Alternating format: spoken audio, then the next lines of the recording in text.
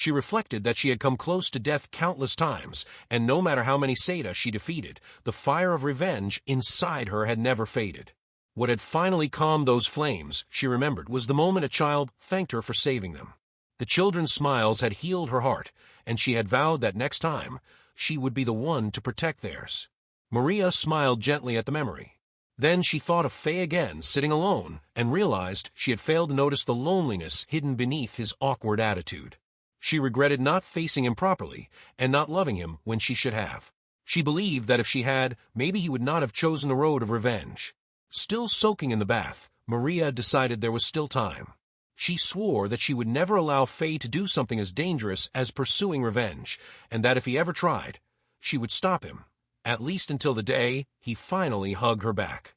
The scene shifted again, showing Faye thinking that Maria was seriously overthinking everything and completely misunderstanding the situation. 2 years went by. The next scene opened with Faye, now 15, standing by the door. He thought to himself that he was heading to the Holy Knight's entrance exam. Behind him, Maria watched quietly without saying a word. The scene then changed to the royal capital, Britannia, where busy crowds filled the streets. The focus moved to the Knight Order's headquarters, known as the Castle of the Round Table.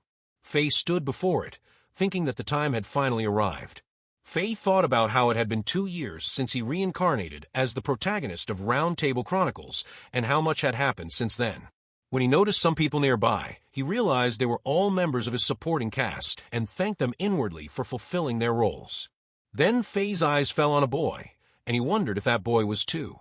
Faye thought, surprised, that Tu might also be trying to take the entrance exam, and he quickly hid behind a wall, insisting to himself that it wasn't because he was avoiding Tu or anything like that. Meanwhile, Tu spotted Faye and felt a wave of trauma just from seeing him.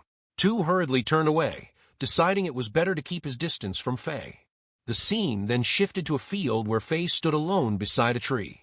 Faye thought that, in his opinion, it was a pretty cool standby pose. Suddenly, he heard footsteps and assumed it must be Tu approaching. But when he turned around, he saw a girl instead. Faye immediately thought she was incredibly beautiful and wondered why she was heading toward him. With a tense expression, he wondered if she might possibly be a heroine. But then Faye remembered that he already had Maria. At that moment, someone suddenly clapped from the side, drawing everyone's attention, and announced that they should all pay attention. Faye turned to look and saw that it was a man. The man welcomed everyone with a bright, "Good afternoon," and introduced himself as Maramaru, a holy knight of the 5th rank. Faye thought, a 5th rank holy knight, huh? And remembered that in the Britannian kingdom, the hierarchy of holy knights ran from the 12th rank to the 1st, where the lower the number, the stronger the rank. Faye also recalled that knights' ranks could be recognized by the pattern of the emblem on their chest. Maramaru went on talking, explaining that because they were constantly lacking knights, they were organizing recruitment tests. He added that everyone gathered here was already so skilled that he could practically claim they had all passed. One of the boys reacted with excitement, saying the exam was child's play. Faye, however, wondered privately if an examiner should really behave with such a laid-back attitude. Maramaru then declared that, just to be safe, they would be doing an aptitude test and told everyone to pair up and begin a mock fight right away. A boy happily shouted that someone wanted to partner with him. Faye looked at the group and thought those guys appeared incredibly unmotivated. As Faye moved toward them, he reminded himself that he was the protagonist and that he hated weak-willed ideas like taking shortcuts. Determined, Faye resolved to give everything he had and cried out loudly, asking who wanted to pair with him. However, the group went silent and Faye realized there was no one left. At that moment, the beautiful woman from before called out to him. Faye noticed her and thought she was the same gorgeous woman he had seen earlier. Facing her, Faye commented with a hint of arrogance that she had chosen him, and the woman answered that yes, she had, since there was simply no one else remaining. Faye thought her way of speaking was a bit sharp. But even so, she was so stunning that it almost felt like a shame. Faye noticed the woman looked slightly tense, and she asked him what was wrong with his expression.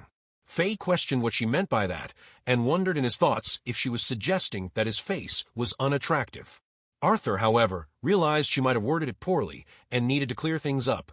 She explained that while the rest were taking things lightly, Faye was the only one who wasn't. She asked why that was. Faye was surprised and understood that was all she meant. Internally, Faye thought that if hearing the word pass was enough to make someone relax, then they had already failed as a main character. Faye answered seriously that regardless of the situation, one had to restrain oneself and push past their limits because otherwise they would never evolve. It was just that simple. Arthur looked puzzled for a second, and Faye wondered if she had been struck by his cool words and maybe had fallen for him. Arthur then asked Faye if he had known the truth from the start. Faye answered with confusion, and Arthur clarified that although Marumaru had said they all passed, he had never mentioned that he wouldn't rank the ones who did. She explained that since they would be risking their lives as holy knights, there was no way they wouldn't be evaluated. It was obviously a test to see how well they could maintain discipline even when placed in a relaxed situation. Arthur concluded that Faye had realized from the start that he was being tested. Faye was stunned but tried to stay calm, responding smoothly, even though inside he admitted he had no idea. Arthur was impressed, believing that Faye's determination and perception were remarkable traits she herself lacked overwhelmingly. Arthur wondered how Faye could walk such a high, solitary path without being swept away by circumstances. She thought that she wanted to know. She wanted to understand him more. Arthur then boldly stated that she wished to partner with Faye. Faye accepted, and Arthur asked for his name. Faye told her, and Arthur introduced herself as Arthur. Faye repeated her name in disbelief and thought that it sounded just like a protagonist's. Faye realized it made perfect sense. Arthur, along with Tu, was one of the main pillars of the protagonists. In the novel game Round Table Chronicles, those two were the central characters. Besides them, there were several sub-protagonists. The plot was originally meant to unfold through their viewpoints, but because of Faye, an unimportant stepping-stone character who wasn't even a sub-protagonist, the story had turned into something beyond anyone's expectations. Then Faye and Arthur stood opposite each other with wooden swords in hand. Faye thought that even gods wouldn't foresee what was about to happen. Arthur took her stance and announced she was going to begin. Faye agreed and thought that was time for their battle to start. Faye rushed forward to strike, but Arthur leapt aside and dodged, countering with a swing that grazed past Faye's face. Faye froze, thinking in disbelief that Arthur had vanished and questioning who she really was. Then they were shown clashing, with Faye clearly having trouble. Arthur was about to land a blow when Faye's sword flew out of his grasp. Arthur thought that Faye really wasn't strong at all. Faye kept attacking, and Arthur observed that because he had such an extraordinary force of will, she had assumed he must possess remarkable swordsmanship too. But he was a little underwhelming. As Arthur evaded, she thought that still his sword style was unusual, and wondered what kind of sword school it belonged to or whether it was something he had learned on his own. Faye glanced at Arthur's face and thought she was beautiful and unbelievably strong. Arthur effortlessly deflected every strike, and Faye realized that even though she was this powerful, Arthur hadn't attempted to hit him with her sword a single time. Faye concluded that she was unmistakably holding back. Faye's sword flew into the air again, and as he went to grab it, he cursed in irritation. Arthur then asked why his swordsmanship was so bizarre.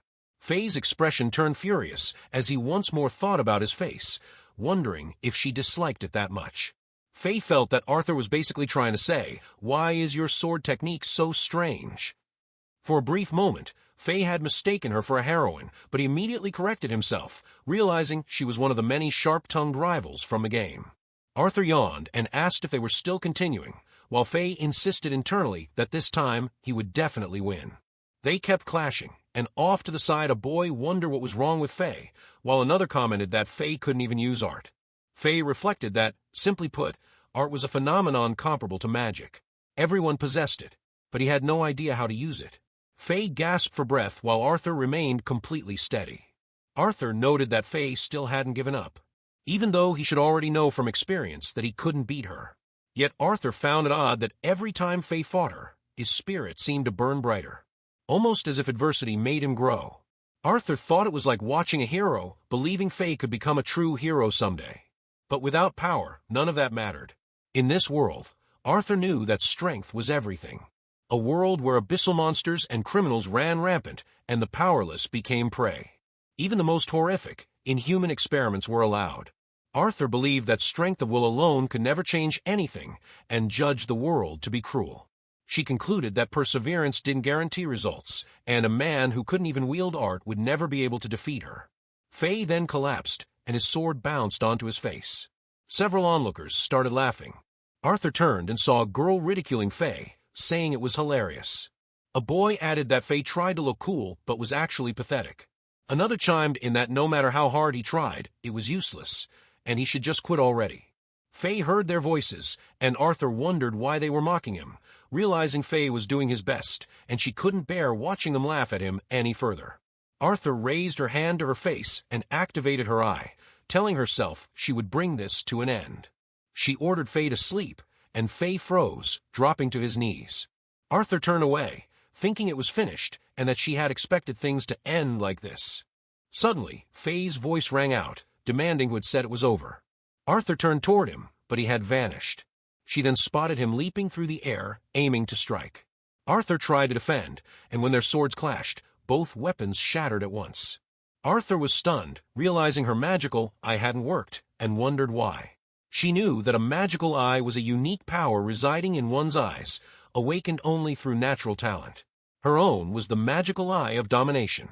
It was a form of suggestion that enabled the user to forcibly command anyone who made eye contact with them, consuming art to activate. At a glance, the magical eye seemed overwhelmingly strong, like a perfect royal straight flush that won the moment it appeared. Yet it wasn't flawless. There were weaknesses and ways to oppose it. The first was another magical eye user. Depending on the combination, one magical eye could counter another.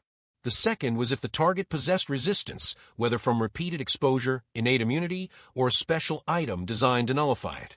The third was simply avoiding eye contact. If their eyes never met, the ability was useless. And the fourth was when the target was already under a stronger form of self-suggestion that overpowered anything the magical eye tried to impose. Faye belonged to that fourth case. For the entire 2 years since he had reincarnated as Faye, he had told himself daily, "I am the protagonist." Faye insisted that protagonists never died, and because he was the main character, he would always prevail.